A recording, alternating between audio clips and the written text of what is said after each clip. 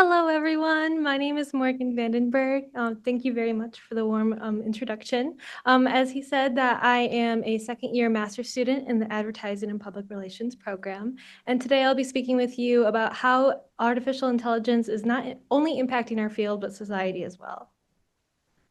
So first, I'll give you a little bit of a tour of my MSU journey, go through a few use case examples with artificial intelligence, and then get into the nitty-gritty of my research. Now, I chose MSU because I love the atmosphere and I knew that the resources and opportunities would help me thrive. I came to MSU in 2020, and when I applied, I had to apply in the communications major. And right when I was accepted, that is when the PR major was created. I love the program so much because of how intentionally it's designed. PR majors are required to have over 250 hours of internship experience, and so that encouraged me to explore outside of the classroom. And with my beautiful guiding light professor and mentor, Dr. Chuqing Dong, I was able to explore research. And as an honor student, I was supported by the Willinga Scholarship. And so she invited me as a sophomore in undergrad to explore research, and it was an opportunity that I never even knew was an option for me. And so I wanted to find a way in which I could blend research and academia together, because there's often this gap between the two. From there, I was able to explore more, traveling down to Florida to present my research on AI ethics, where I received an internship. And then I've even gone across the world over to Slovenia to present my research. So it's been a really wonderful time here, and I've loved it so much. And I chose to stay for the master's program as well through the linked program, which is where you take undergraduate credits and it transfers over to your master's degree. And while, yes, that is a financial luxury, I found it was because truly about the people here. I've loved the advertising and public relations department, and the people in the community is just so uplifting. And so I truly owe it to my professors and faculty for where I am today and who I've become. And now serving as the PR Assistant Strategist at Piper & Gold, I share that meaningful value with what research can do for people and for our profession. And so I truly appreciate every opportunity that I've had here. Now, public relations often has a lot of interpretations and sometimes a negative spin on it as a spin doctor. But at the end of the day, I feel that it's all about human connection that's at the heart. It's about helping people, communities, and organizations nurture relationships and help understand one another. And that is exactly why artificial intelligence belongs in this conversation. AI has been around for a very long time, but the generative AI that we know today boomed with the launch of ChatGPT in 2022. And the numbers tell that AI is moving fast, but it's also a little bit messy. 79% of Americans across all generations don't trust businesses to use AI responsibly. And 70% of non-users, if they understood the technology, wish they could use it more. And 49% of employees use unimproved AI tools in the workplace, which is often known as shadow AI, where they use it without disclosing. And 66% of employees in remote capable jobs use AI compared to 32% in on-site required roles. And this tension also lives within students as well. Although 61% of higher education faculty believe AI will enhance learning, 95% are also concerned about the over-reliance. And 75% of college students are moderately concerned about being wrongfully accused in their homework assignments for using AI. And what I found to be really fascinating within my research is that 5% of college students say that they use AI for entire assignments, which is comparable to cheating levels in 1978. So it makes us question on whether these fears are overhyped and inflated or the lived realities of what's going on. Overall, some of the top 5 use cases that people in the United States use AI for is therapy, organizing their life, finding purpose, enhancing learning, and generating code. And some of these common platforms that they use is ChatGPT, Claude, Gemini, 11 Labs, which is about creating a voice, and then character AI, which creates a persona. And whether we like it or not, we're exposed to AI every single day, whether it's Googling and having the AI search summary or simply scrolling through your feed on social media.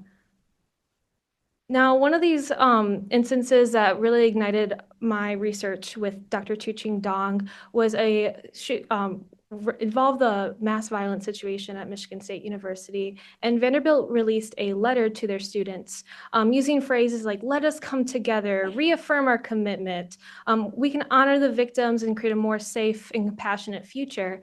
And at the end of the letter, it stated that it was paraphrased by AI, and it was written on behalf of the DEI office. Clearly, there's a lot of human context and sensitive situation caused a lot of backlash, and the DEI office leaders ended up stepping down from their roles. In other situations, you also have AI, which is hallucinating or entering AI, Facebook communities stating that has a child and causing a lot of, questionable concerns despite the fact that it is disclosed that it's AI. But I think what's also not talked about enough is we talk a lot about the ethics of AI or wanting to make it more ethical, but we don't talk about the process in which we do make it ethical. A lot of these times, these major companies are using unpaid labor and outsourced labor in order to comb through these very horrific images and content in order for the tool to decipher whether or not it's ethical or not. And a lot of these workers have developed PTSD from the situation. Now, because of this, out of all these scandals, we decided to focus more on the PR professionalism. As of today, we've had 38 interviews ranging from different experiences and levels of understanding, often using it for brainstorming, press release writing, and using different tools, like especially with speech to text as well. Our first research study focused 3 years ago on the foundational level of AI, looking at those potential risks and benefits and the ethical implications of it in our field. Often looking at, in a benefit would have been the democratization or the accessibility of the tools and helping the profession, or the risks of devaluing the craft, or fears of who is the author. And in fact, the US Copyright Office does state that AI cannot be listed as an author. This study was published in the Public Relations Review last year, and it received a top ethics paper award at the IPRSA. But we noticed there was this gap too as well when it comes to the lived realities. We're focusing a lot on these ethical guidelines. This research was presented in Bled, Slovenia last year, and we found 4 emerging themes. Technical, which focuses on sort of that information overload of trying to understand the technology. Professional, trying to grapple with these ideas of the human craft and de-skilling of the value.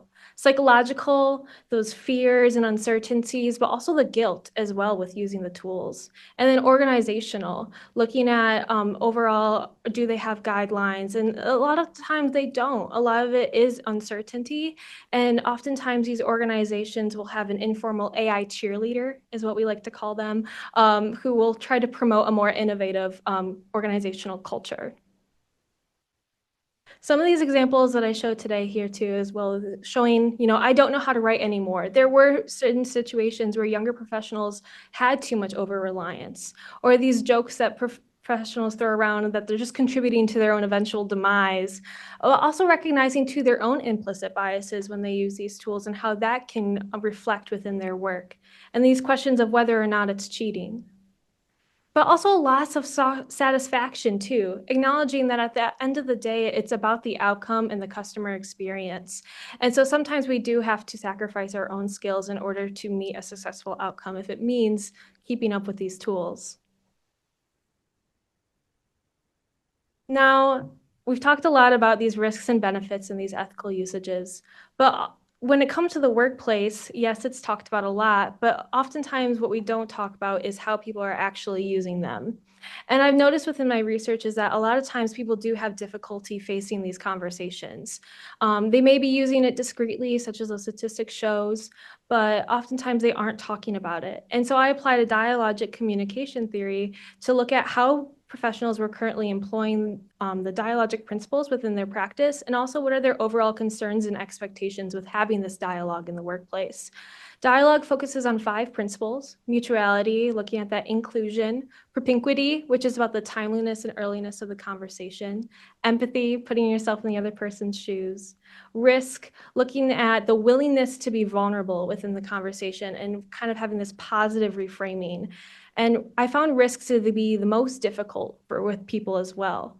And commitment is that dedication to the ongoing conversation. One example that someone gave was that they didn't feel comfortable talking about AI in the workplace until their leader showed them an example of how they were using it. And then they felt more comfortable and confident in talking more about how they were using AI in the workplace. And so here are a few key lessons and takeaways that I found throughout these 3 years of my research, is that ethics is not always at the forefront. You know, we can talk about wanting to be ethical, but sometimes it really does boil down to efficiency, and it causes a lot of concerns and constraints. And results win, even when humans lose the satisfaction of making. It does come down to the outcome and what it means to service the people that we are trying to help. And then guidelines don't change behavior. It's really the conversations around those guidelines that are helping people and feel more passionate and encouraged to learn more. And entry-level jobs are a human oversight pipeline. We can't have ethical usage unless we have the effective and foundational skills to understand if the information that AI tools are providing us is accurate or not. And lastly, culture decides whether people can face difficult conversations. If there's a lot of ambiguity within the workplace and no one is really talking about it, that silence is a threatening place within the workplace. And it creates a lot of uncertainty and encourages people to feel more vulnerable, and it opens up more risks. And so I want people to remember that at the end of the day, tools don't build trust, people do. One of my favorite quotes from Brené Brown is that staying vulnerable is a risk we have to take if we want to experience connection. While AI has already entered the story, connection will always remain at the heart. And so I have a little homework for everyone. Don't worry, it's not graded. I hope after this conversation, you can have a coffee chat with someone at your work and open up the conversation and ask them how they currently use AI and maybe how you want to use it, why you haven't, and just try to do one vulnerable thing, whether it's sharing something that you feel uncertain about your usage or maybe a boundary that you have. And that maybe open up a more ethical conversation around what you can do within your workplace. And if you do disagree, I hope that you can disagree with curiosity in mind. Thank you so much. I was just going to say, this is one of the things that's on all of our minds, and I appreciate your presentation. And, I think of what we just did, where we sent humans to the other side of the moon for the first time in 54 years, and what we're trying to do. And the young pioneers that are at this school right now, they're going to be part of that. And to the extent this technology is an enabler to all that good stuff and cancer research, it's very exciting. But the care that we have to take with that is tremendous. And I really appreciate your analysis. Thank you. Thank you so much. I'm just curious, Morgan. First of all, that was fantastic, and we were having dinner about a week ago with a group of students, and we were talking about their research. And I said that, what is it that inspires your curiosity to continue researching the topic that you're studying? And so I'd ask you, what has inspired, from what you've learned to this point, what has inspired your curiosity to ask that next question? What's your next why or why not question around AI based on what you've already learned? I think because I started my research when ChatGPT first launched, and so I've really seen it through on how it's developed and seeing that timeline between how there's always been fears, but the way that the fears have developed and transformed is very unique. And within my research, I'm not a quantitative scholar, I do qualitative research. And so having these face-to-face interactions with these PR professionals, even when I started as an undergrad, it helped me have a deeper sense of appreciation and connection with the field.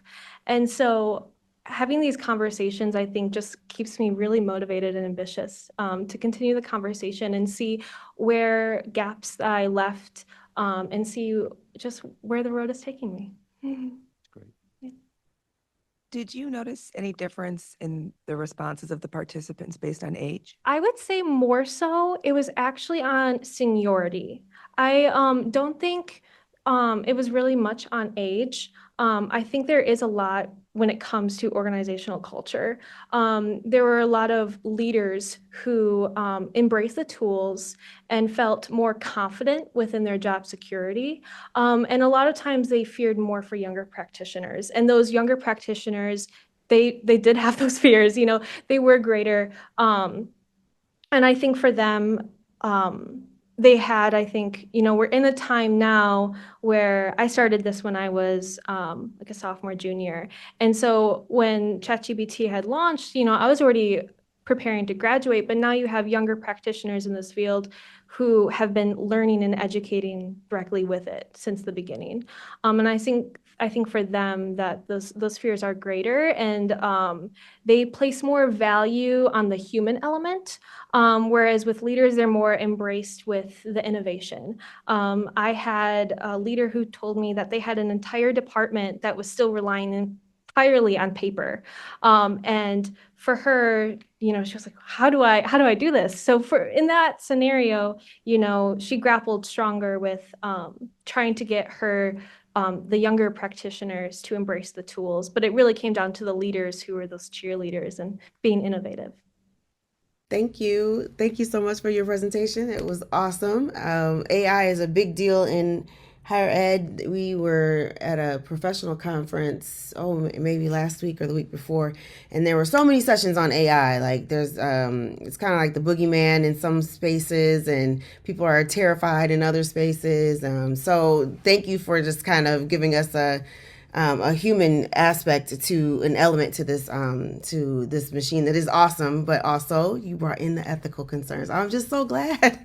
I was just so happy, and thank you for the qualitative data. Continue to be a qualitative researcher. I appreciate that. And you brought in Brene Brown, which who would even thought that you would bring in Brene Brown and AI? You did an awesome job. My question is, what finding was most interesting or surprising?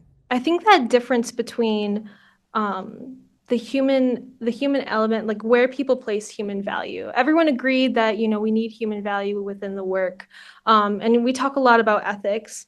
But then you also have a lot of these constraints and I think hypocrisy and contradictions within it.